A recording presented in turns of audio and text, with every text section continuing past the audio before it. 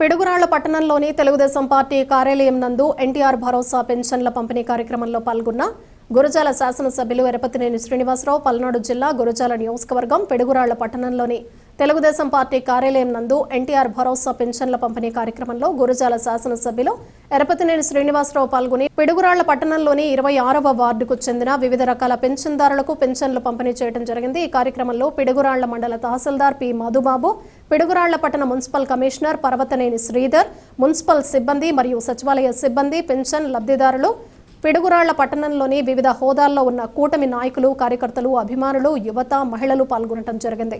ప్రభుత్వం అధికారంలోకి వచ్చిన తర్వాత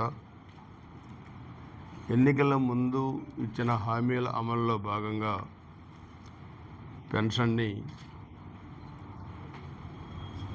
4,000 రూపాయలు చేయడం, అదేవిధంగా దివ్యాంగులకి 6,000 రూపాయలు, పూర్తిగా బెడ్ మీద నుండి అచేతన అవస్థలో ఉన్న దివ్యాంగులకి 15,000 రూపాయలు ఈ ప్రభుత్వం ప్రతి నెల మొదటి 1వ తారీఖున ఇస్తూ ఉంది।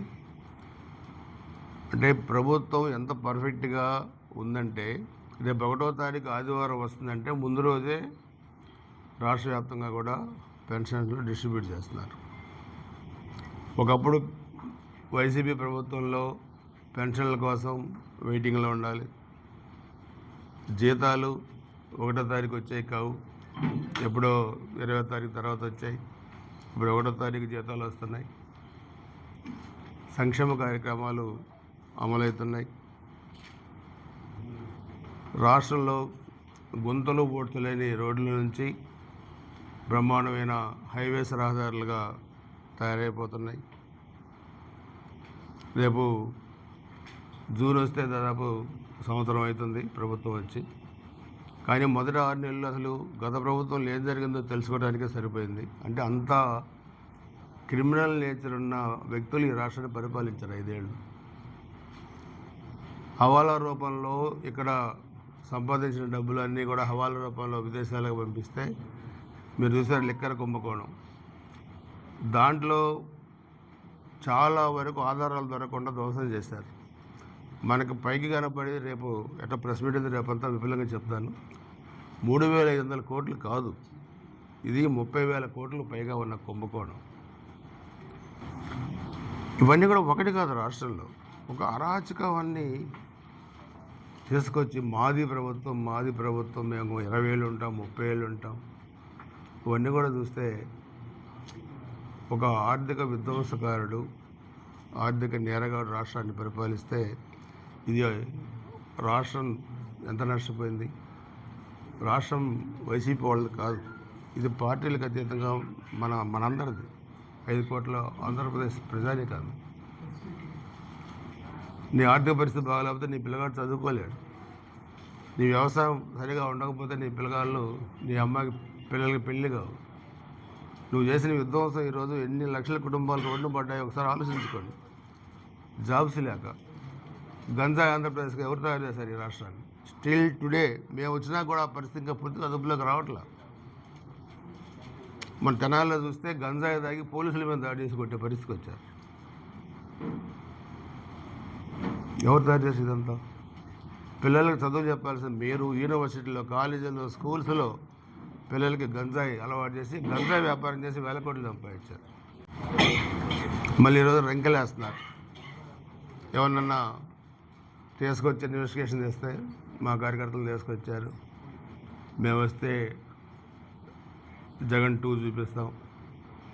అంటే నేను అనేది ఏంటంటే మీరు 151 స్టేట్ల నుంచి 11కి వచ్చినా మీ బుద్ధి మారలా, మీ ఆలోచన విధానం మారలా।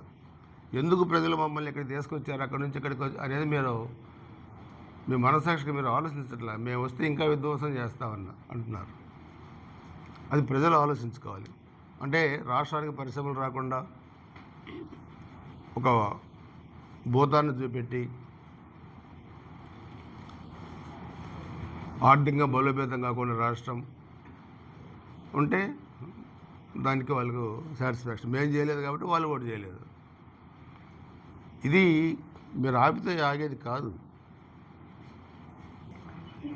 రోడ్లు వేయలేకపోయారు, ఆర్ఓబి మీరు కట్టలేకపోయారు, బైపాస్ మీరు పూర్తి చేయలేకపోయారు. మీరు ఒక ప్రాజెక్టు పూర్తి చేశారో మీరు చెప్పండి. ఇక్కడ ప్రాజెక్టులన్నీ పెండింగు, నర్సాపేటలో ప్రాజెక్టు కంప్లీట్. ఇది మీరు సమాధానం చెప్పాలి. రోజుకి ఎక్కడో కూర్చుని వీడియో రిలీజ్ చేస్తే దానికి మేము ఎందుకు సమాధానం చెప్పాలి? నేను అడిగేది స్ట్రైట్గా ఏంటంటే, నేను ఆ వైసీపీ అభ్యర్థి ఇద్దరం ఎన్నికల్లో ఓడిపోయిన వాళ్ళు రాజకీయ సన్యాసం తీసుకుంటామని ప్రకటించాం. మీ స్టాండ్ ఏంటి దాని మీద చెప్పమని అడుగుతున్నాను నేను. మీరు ఆ మాట మీద నిలబడతారా, నిలబడరా, లేకపోతే మీ పార్టీ వాళ్ళు చెప్పండి. దెన్ అక్కడ నుంచి నేను మీకు ఏం చెప్పాలో నేను ఆన్సర్ చేస్తాను.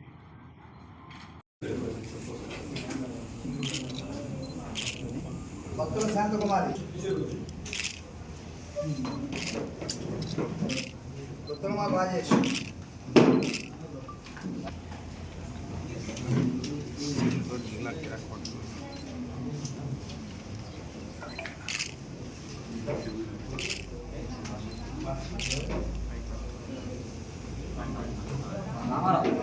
ఎవరు కొద్దిగా అలా ఉంటే అందరూ వస్తారు.